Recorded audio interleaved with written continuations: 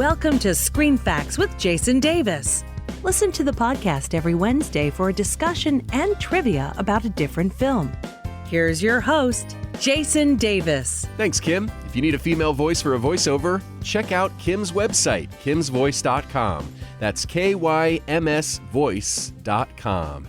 And joining me today for a special Halloween week episode of Screen Facts, my lovely wife, Sue. Thanks, honey. This is going to be fun because we're going to talk about a movie today that I was thinking about was actually a movie that you and I saw on a date pretty early on in our relationship. So the movie that we're going to talk about for Halloween week is Zombieland. Oh, yeah. This might be the greatest zombie movie ever.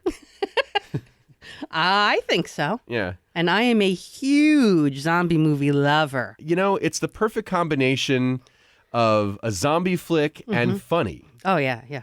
It's not really a scary movie, which, you know, I mean, we're talking about it during Halloween week. And traditionally, we probably should be talking about a scary movie for Halloween week. But it has its startle moments, though. I guess sort of, but... I mean, we've seen it so many times now that it doesn't startle us anymore. Right, exactly. But, I mean, the first coming. time we were jumping when some of those zombies appeared. A little bit, yeah. 406. Right. Was, you know, you weren't expecting that. When he's on the toilet and all of a sudden the clown is coming under the wall. Yeah. I mean, I remember jumping at that. All right, maybe when they show Ned Schneebly on the toilet. You mean Mike White? Mike White, the actor Mike White. Right. When he's taking a dump and he's like, "Can a guy take a dumper?" And then the zombie comes underneath the stall. Pops under. Yeah, that's a little, you know, and then later a callback to that is when Columbus is on the toilet and a clown. That's the one that made me really jump. Oh, really? Because everybody hates clowns. Well, right? yeah. And then when a zombie one pops up under the toilet stall wall. Actually, it wasn't a zombie clown. It wasn't? It was No, a regular? It was a regular clown. Boy, that was an ugly clown. Yeah. Later in the movie, it's the zombie clown. Right. Yeah, right, look at this fucking clown. Right.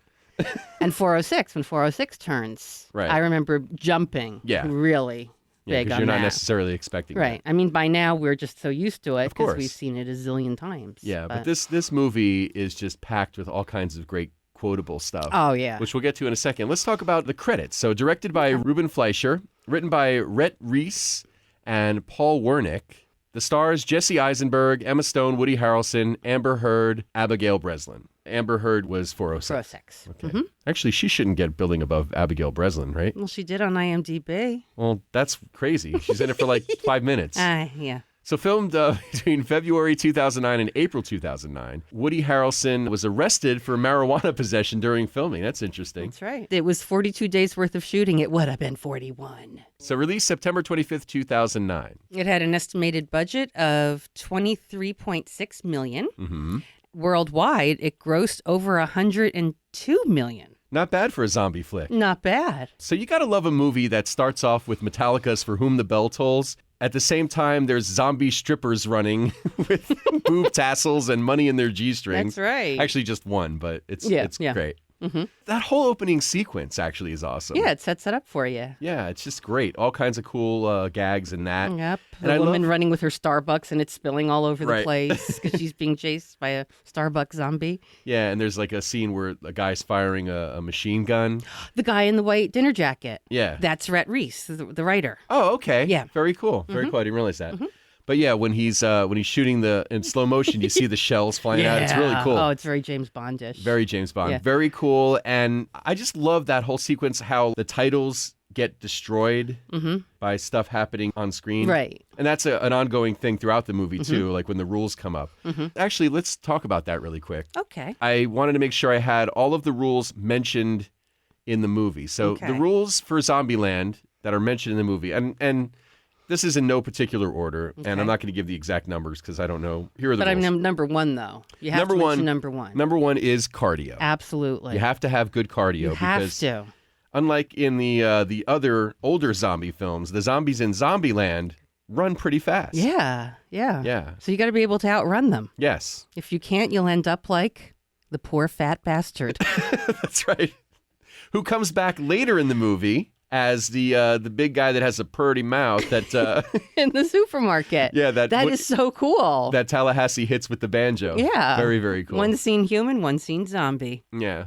The second rule, double tap. Oh, of course. Don't be stingy with your bullets, because if you're not stingy, maybe you could avoid being a Happy Meal. That's right.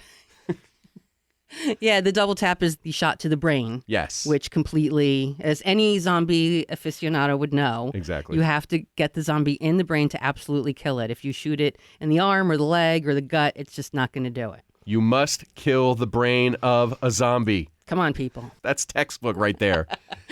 Everybody knows that. Rule number 3, beware of bathrooms. Yes. Poor Columbus with his irritable bowel syndrome Yeah. always needs a bathroom. Yeah. But when he goes to that one and it's got the bloody fingerprint on the handle, he Yeah. knows he's in for trouble. Yeah. I love when he says to Tallahassee, he goes, "This might be bad timing, but I really got to take the Browns to the Super Bowl."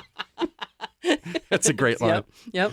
Seatbelts. That's another important rule of Who Zombieland. knew? Yeah. Who knew? Because if you're strapped in and the zombie isn't, you can slam on the brakes, have the zombie fly out of the car. Catapult a zombie. That's a great way to kill one. Absolutely. Travel lights. Not necessarily just luggage, but also emotionally. You don't want to be too Emotionally attached. light. That's right. Yeah.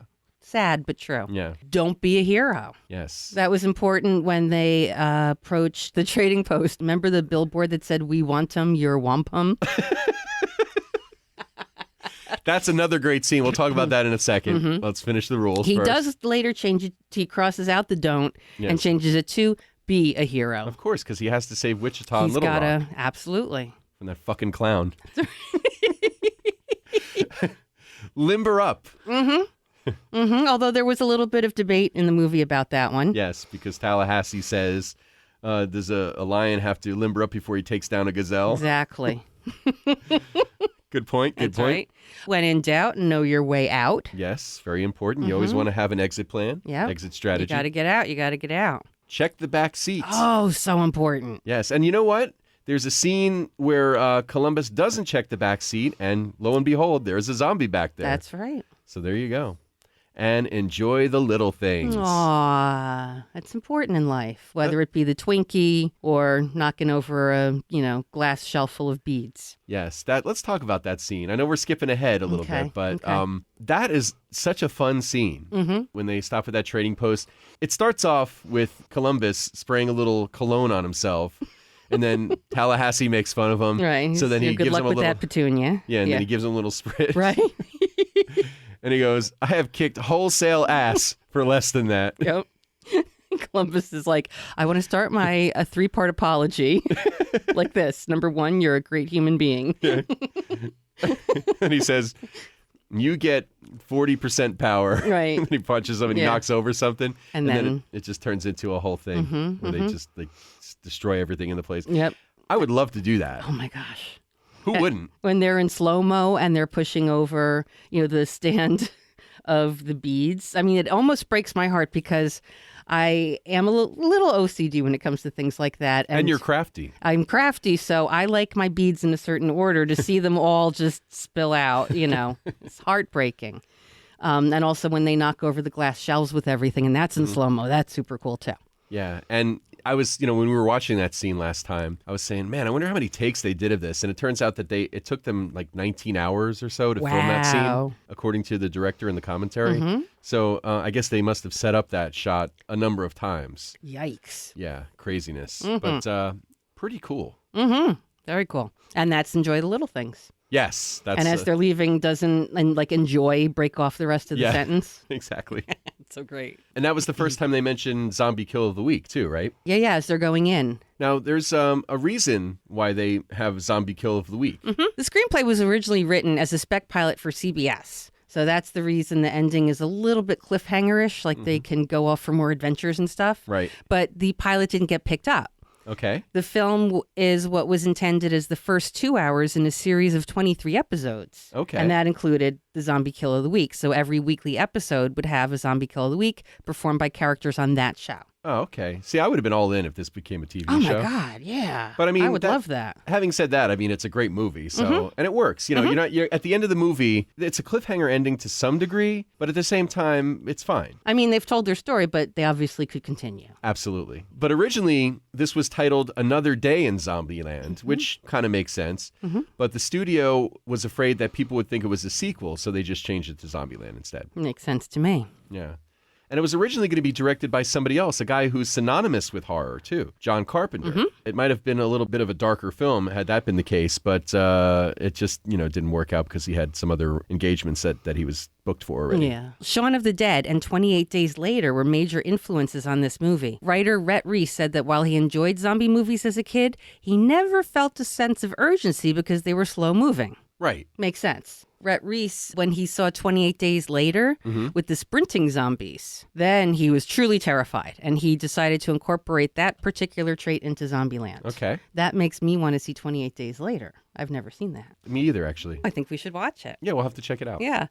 Director Ruben Fleischer also told Vanity Fair that seeing the zombie comedy done well with Shaun of the Dead was one of the reasons he decided to take on the project. Okay, makes sense. Yeah, because, Shaun of the Dead, come on, that's so funny. It's great. Even though, you're obviously terrified of the zombies. Yeah.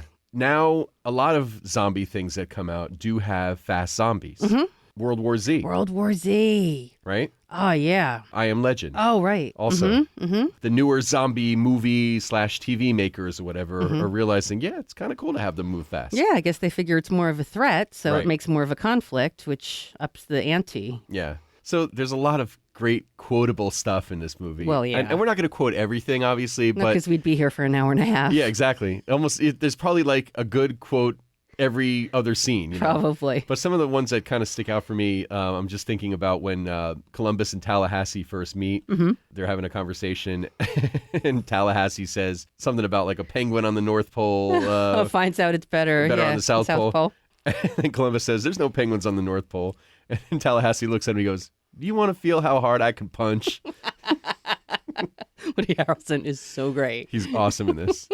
He wasn't the first choice to play Tallahassee, though, right? No, he was not. Which is amazing to me because he's so good in the role. According to the writers, Rhett Reese and Paul Wernick, Kirk Ward was originally considered for the role of Tallahassee before Woody Harrelson. Ward actually ended up playing Tallahassee in the TV series Pilot. Okay. And there were some other people that were originally supposed to be cast in the movie, too.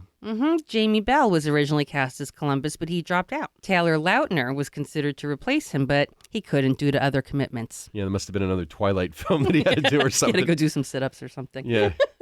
Yeah, that I can't imagine Taylor Lautner. Yikes. But wait, it gets better. Because both Evan Rachel Wood and Megan Fox turned down the role of Wichita. And Amber Tamblyn auditioned, too. That's true. She was on House. You remember her? She was like the real nerdy kind of... Oh, okay.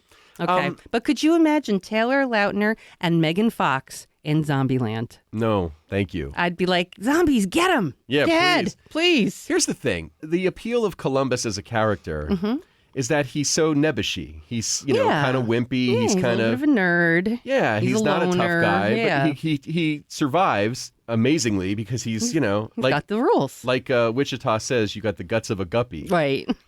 But Taylor Lautner's not going to pull that off because he's a big muscular dude. Yeah. Yeah. I'm glad they cast who they cast. I mean, they're great, the people that are in this movie. And originally, Emma Stone was supposed to play 406.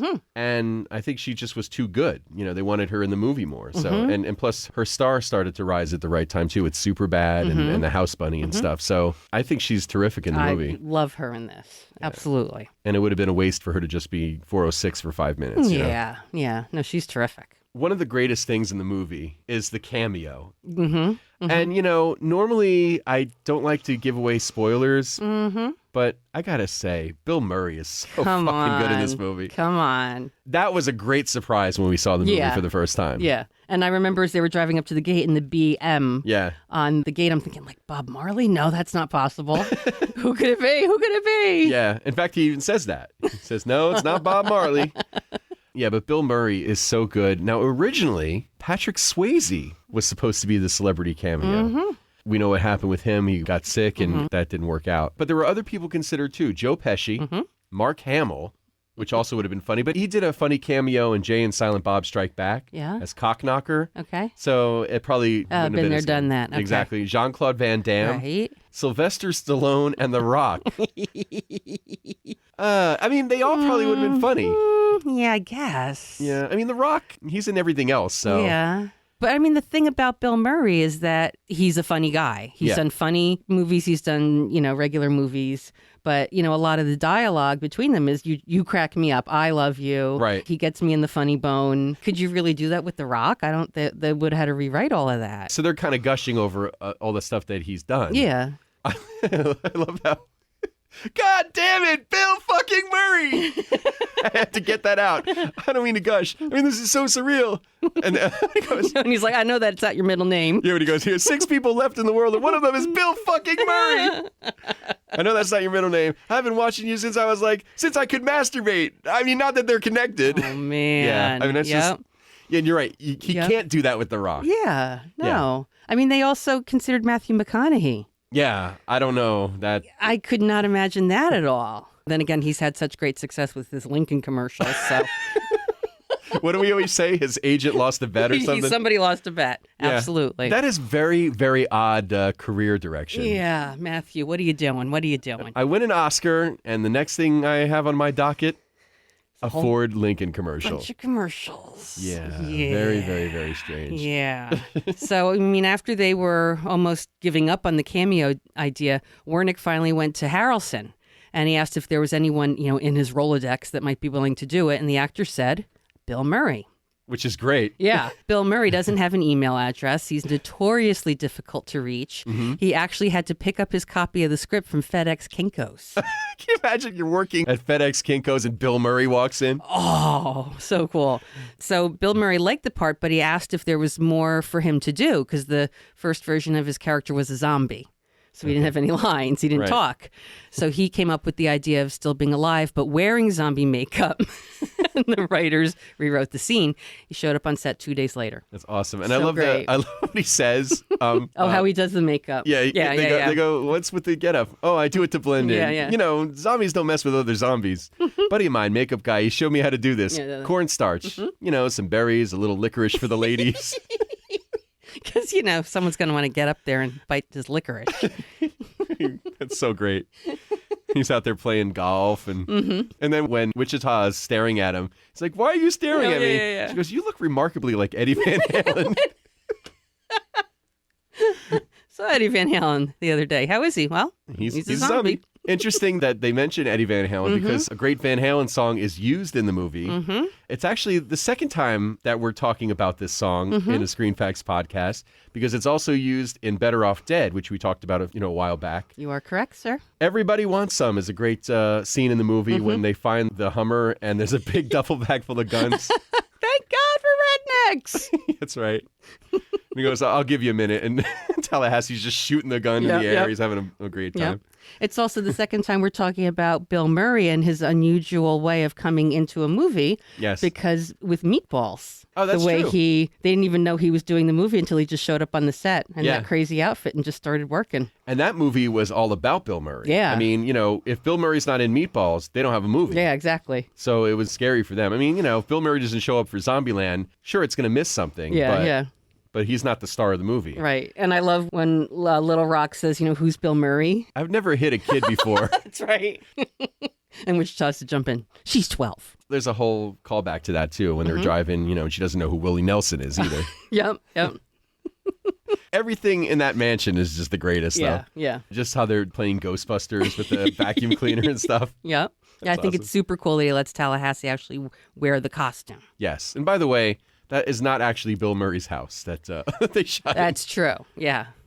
Actually, pretty much all of the movie, except for the L.A. scenes, pretty much all of it was filmed in Georgia. Which is kind of interesting because that's where they filmed The Walking Dead. Interesting. Who knew that Georgia would be such a zombie hotspot? That's right. But yeah, the house that they used for Murray's mansion was a privately owned mansion in Georgia, 3,000 feet shy of an acre. Yikes. Wow. The house, that is. Wow. Yeah. Over 40,000 square feet. Can you imagine the staff you would need to keep that place going? Because you know what? I'm not vacuuming that place. Yeah, you need a hell of a dustbuster to keep that place clean. And the other thing, too, the supermarket scene, that wasn't a real supermarket. They did a great job of building that set. I mean, it's amazing. Built from scratch, all the merchandise, or some of the merchandise is fake. The stuff behind the glass refrigerator doors, if you take a look, is just printed on paper. So look for that. I never noticed that. You're not supposed to. But next time you watch the movie, try to get a look at that and see if you notice. But my favorite casting note of the entire movie. Yes. The puppy. Ah, yes. First time Tallahassee talks about his little buck. Yes. Right? Yeah. And you see him with the little puppy. Mm-hmm. Well, although other dogs were auditioned to be the puppy, Tallahassee's dog actually belonged to Abigail Breslin. Ah. She found Sully during shooting, fell in love, and adopted him. Nice. Isn't that sweet? That's awesome. I love that dog, those blue eyes. Then later on when they're playing Monopoly and Columbus realizes Buck is actually a boy, Right, his son. and then Tallahassee's son. take away a man's son and he has nothing to live for, and then Woody Harrelson is crying. And he wipes his eyes with the $100 bills. They're playing Monopoly with real $100 bills. Why not? And the amusement park scenes, Pacific Playland, were filmed at Wild Adventures Theme Park in Valdosta, Georgia. That place totally blows. My mind. Just fun for the whole family. The scene I mentioned before where Columbus and Tallahassee meet, it's on the highway. There's a plane across the highway. So cool, yeah. Cars, all abandoned and stuff. Yeah, strewn about. It was interesting how they did that. Georgia was very generous with shutting down roads. They could actually get entire highways. And that just really highlighted the emptiness and desolation of Zombieland. So extras were hired to come in with their own cars, Okay. filled up with stuff to make it look like they were packing to leave the city, and just park them. Nice. It's actually got to be a lot easier than putting out the call for prop cars and then Sure. people. And Woody Harrelson actually quipped that the extras should do their own carmentary. Nice. So there's only one character in this movie whose real name we find out. That is correct, sir. Everybody goes by a town name. Wichita, Emma Stone's character, she reveals that her name is Krista after Columbus saves her from the fucking clown. Right. But I think it's before he brushes her hair over her ear. Yes. Is that possible? Someone's hair is in danger of being brushed over their ear. Turns out that is Emma Stone's mother's name. So that's why they chose nice. it. Yep. Little shout out to Mom. Good job, Emma. Good job, Emma. Okay, so another scene I love is Tallahassee and Columbus have just met, and he agrees to take him on. And he says, even though I suspect you're a little bit of a bitch. But they do the little shot. They do a shot and have a toast. And then Eisenberg just tosses the drink over his shoulder when Woody Harrelson isn't looking. And apparently Jesse Eisenberg just made that up on the spot, and Awesome. they kept it in. One and done. That's what I always say. I said it once. But another great ad lib is when Little Rock and Tallahassee are conversing in the Hummer, and they're talking about Hannah Montana. She's trying to help Tallahassee understand the concept of Hannah Montana. She's only famous when she's wearing the wig. and she's Hannah Montana. Yeah. That was totally ad libbed as well. Yeah. Which is very fun. That was a great way they showed, a passage of time without really doing something obvious. Right. But they rotated them all around, Yep. and Abigail Breslin even got to drive for a little bit. Another thing that I love too, and this is kind of a little ironic, is when they're playing Monopoly, Columbus says that the best thing about Zealand is no more Facebook updates. Rob Curtis is gearing up for Friday. Who cares? That should be something that people think about when there's not a zombie apocalypse. Basically, yeah. People type the most mundane crap on Facebook and other social media. So yeah, I totally agree with that. A bunch of attention seekers. But the thing that's ironic is that Jesse Eisenberg ended up playing Mark Zuckerberg, founder of Facebook, in The Social Network. So that's kind of a funny thing. And that was a good movie. Yeah, it was good. I Very liked good. That, and I liked him in that. Yep, written by Aaron Sorkin, the great writer. Aha! That's why it's so good. There you go. So the Twinkie thing. Yeah. The funny thing about this movie, watching it, almost every time we've watched the movie, except for this most recent time, after watching it, I've really craved a Twinkie. Wow. Yeah, and I don't even like Twinkies that much. But Tallahassee is so hell-bent on having a Twinkie that kind of rubs off a little bit. You kind of go, yeah, I forgot how good Twinkies are. And then you eat one, you go, they're not good. That's because they're not. They're really not that good. But the funny thing about the whole Twinkie thing is that Woody Harrelson is a vegan. And he wouldn't eat Twinkies because Lord knows they're not vegan. They're not vegan. I think they have eggs and beef fat in them somehow. Yeah. Ew. So what did they do? Well, they got around it. The filmmakers made little faux Twinkies, and they were made out of cornmeal. Oh, okay. And, raw ingredients, because I think Harrelson might also be a raw foods eater. Oh, okay. But they, put it in the shrink wrap and put the logo on it, and when he bites into it, you really feel like he's biting into a Twinkie. He's very excited. He is. And I love the first time they see the hostess truck and you realize his obsession. And they go down and they knock the door open and you're expecting zombies to jump out and it's all the snowballs. And then he talks about the coconut. Yeah. He doesn't like it. It's not the taste, it's the consistency. Thanks for sharing. And then Columbus is like, I like snowballs. I mean, think about it. Where's your next meal coming from? Grab a snowball. Yeah, really. I like snowballs. They're good. In the zombie apocalypse, I might like them too. Yeah, why not? So the other cool thing was how they did some of the special effects. Mm-hmm. There's a lot of scenes where zombies are getting blunt force trauma to the head. Yeah, like 406 when, he clunks her once with the tank lid. Yeah.